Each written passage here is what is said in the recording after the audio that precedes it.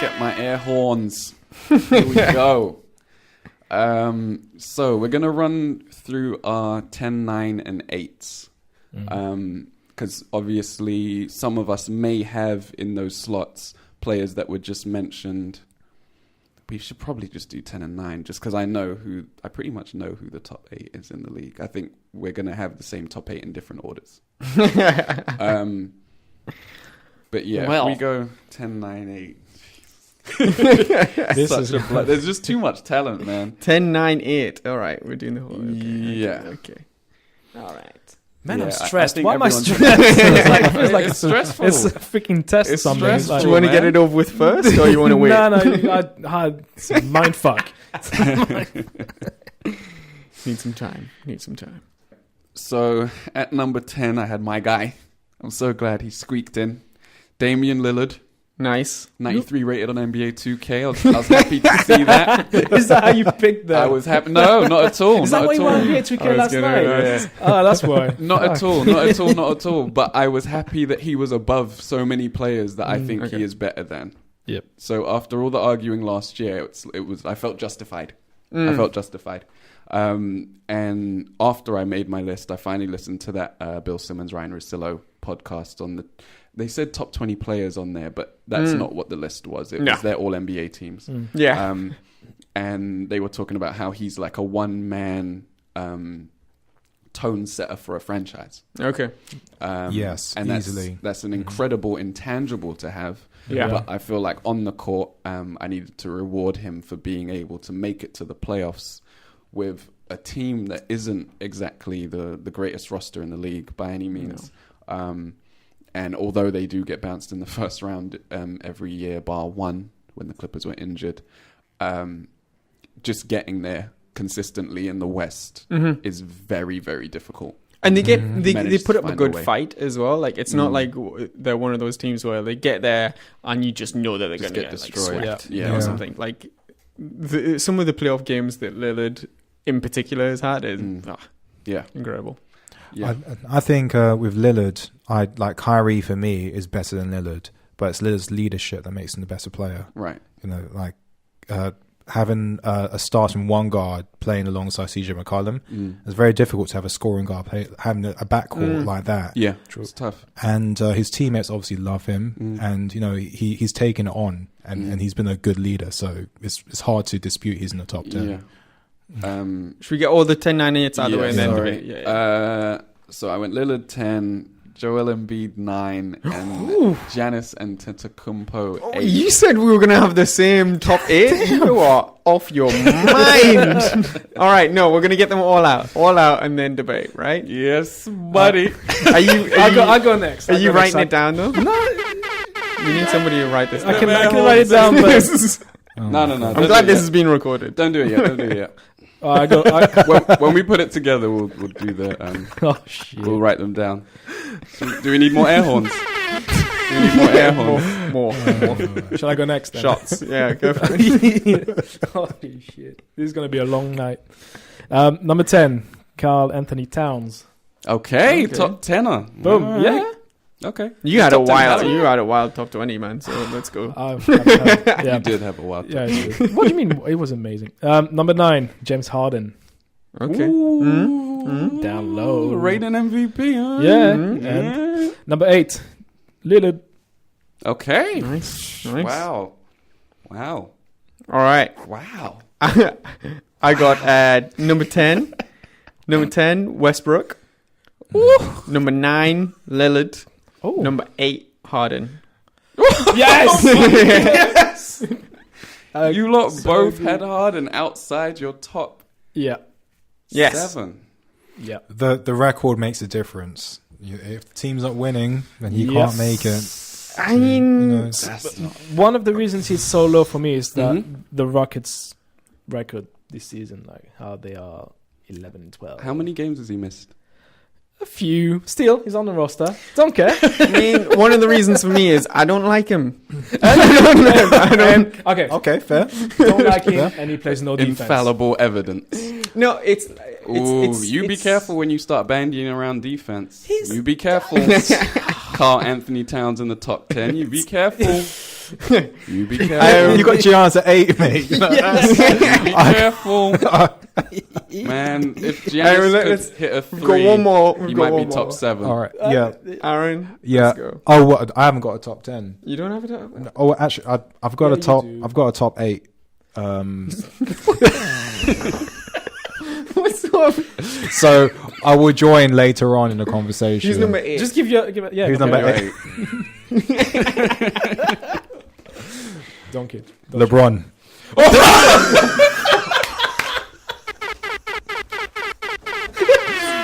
And it's purely based on record. Now you have to stop. I have to hit my buttons. More drops are needed. It's got nothing to do with my lack of preparation. It's purely to do with how teams are performing offensively and defensively, and that efficiency. And yeah, I've got him, and it's how teams have been performing this season. Obviously, LeBron's the best player. He's number 1 for me. Backtracking. So but you I have him at 8 this season so far. Harden's with not in your list, then I guess. Don't tell me he's number 1. He's number 9. And just to your point of having Harden so low, the reason is he's got 6 turnovers a game. Ooh, yeah. That's ridiculous. Yeah. That is insane. He needs to look after the ball, that especially. Is absolutely insane. I understand the offense is predicated on him having the ball all the time, but 6 is a lot. I can't. Even though he's leading the league in scoring, I can't overlook that. Do you know what 6 is? But how's his usage rating? It's got to be through the roof, because if you look at it like one person's going to dominate the offense like they never have before, and he's the only one with turnovers on the team, for example, then 6 isn't that bad. Okay. Obviously, he's not playing 48 minutes. He's playing a lot of minutes, but like, if you're the only person handling the ball and you're on the court all the time and you are handling the ball every single possession, like, let's say the team only had 6 or 8 turnovers. That's actually a low number. Yeah. That reflects badly on him just because of the way the team is playing. Feel me? That's a fair point. Yeah. Okay, so usage rate, he's number 1, obviously, 36%. The next guard is Russell Westbrook at 31%. There you go. Russell Westbrook has 4 turnovers a game. And James he's Harden not has like 6. the most sort of put together, I'm going to keep a hold of the ball. Yeah. No, he's not. Sorry, but he also has Paul George to share the ball with. So... And he is playing off the ball this season a lot more. So he is playing off the ball more. So like that 4 looks worse than the 6 to me. But that's not. That's neither here nor there. Okay. Harden played 20 games this season, so he's not missed that many. How many of the Rockets played? 23. Okay, so he missed 3 games. Missed 3. Okay. I'm sure they lost all 3 games. Oh, and then that's okay. So good. So let's carry on this track, right? Mm-hmm. I think they lost all 3 games he didn't play. I think I know that. I think I know that to be true. What would their record be if they had won 2 more games? Let's say they won 2 out of the 3. They'll be 13-12, which would take them up at the 8th spot. So they'll be on top, like they'll be behind the Blazers. You see, the West is so close that I think it's harsh to judge him solely on his record through 20 games this season, considering he was the MVP, considering they did take the Warriors to 7 games. I think that's harsh. I don't know, man. But we don't like him. Okay, so no, but they were supposed to be the team in the West, the Warriors challengers. Like they won the West comfortably last season. Yeah. Like, the start that they've had this year is like, with him missing games, with Paul missing games. He missed 3 games out of like 25. All right, Mike's not going to budge, so I'm not budging either. I'm going to drop this in there, and this is going to kill the argument, and I'm going to win. All right? You have to play with Melo. Yeah. Well, that's a good point. That is a good point. Created them. totally anchored the team's record. Totally anchored it. Toxicated the locker room area. What do you think now, Mike? Well, that's very true. That's very true. And got that trash out of there, and it's turned around. But there you go. They're still under 50%. But Chris Paul's been missing games lately. Yes. Oh, yeah. But then are we saying that Paul's more important than Harden? Like, he's a top 20 player. Mm-hmm. Not in my books. Not in my books. Right. You had Embiid and Giannis. Yes. Yeah. Explain yourself. What's up? Embiid, I'll come to afterwards. Giannis, I'm okay with having Giannis there, and Giannis is on the rise. Great all-round player, but the lack of shooting, I think, is a real detriment to him. Like and this is recency bias. I thought I was going to be calling recency bias on you guys. I thought the episode would end up being called recency bias. Did anyone watch him lose a 10-point lead against the Knicks? Tom? And, it's great that he can get to the rim well. Yeah. Not well, at an elite level, yes. He's on course to break, dunking records that have stood since they started tracking the stat. He's basically the best dunker in the league since LeBron. Shaq. No. Better than that. Better than any Dwight Howard season. He's on course to break Dwight Howard's records by a long, long way. This is Curry breaking the threes record for dunks. Yeah, right. Yeah, it's that equivalent, going from 269 to 400. Why would you need a jump shot if you can dunk it? At the rate of Shaq. Because you might lose to the Knicks. That's one game.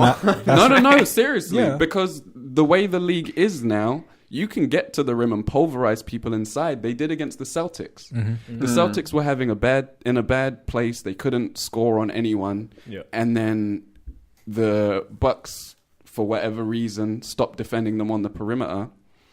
He was killing them inside. I think they scored more points in the paint than they had in any other game up to that point in the season. That was the record, and they lost comfortably because the Celtics trained threes. Yeah. And I can't possibly put someone who is on pace to be the worst three-point shooter, volume and percentage that high in today's NBA, because when it comes down to it, he's not going to be able to lead his team to victories over equivalent teams if he can't shoot the ball. He's just not going to... When teams load up on him, he's not going to be able to get to the rim. He's going to be reliant on his teammates to bring it home for him. And that's just not how my king behaves. Well, the thing is, despite not having a 3-point shot, he's second in the league in net rating. Mm-hmm. And his team is the best offensive team in the whole league. Mm-hmm. So he's doing something right. Absolutely. The shooting is up to his teammates. Mm-hmm. Mm-hmm. But his job is to penetrate, get in there and facilitate. Mm-hmm. And what you were saying was he's pulling defenders in. It's not a defender. It's multiple. Yeah. Mm-hmm. So if he's got a team with better shooters on it, and he can dish it out because he's a good passer. We know that he's a good passer. Mm-hmm. That's fine. It's a game plan. And I get what you're saying. That it's worrying to have your star guy be limited in such a way. But the things that he can do is just insane. And it is amazing. But again, going back to the playoffs, that's what the Celtics did to him. They loaded up. And he averaged a decent number of points, but it wasn't enough for them to get wins. And this is a Celtics team that couldn't score very well themselves either. But it's a Celtics team that was extremely well trained and had a very good game plan versus a Bucks team that didn't. Yeah, true. They're better coaching this year. They're better at spreading the floor this year. Yeah. Absolutely. They're number one in offense, as you said. He's not proven in that sort of sense, though. Yes, and that's all I'm saying, that I can see the same thing happening again, and he's going to be reliant. I think when teams key on him, he's going to be reliant on his teammates to pick up the slack and put them over the top.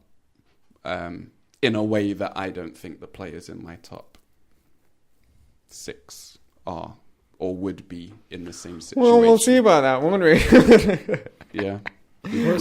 We've seen Harden put his team over the top. We've seen Westbrook put his team on his back, and the other names in my top 7 could all, in that situation, carry that load and bring the team home. Home to where? Victory! Semi-finals.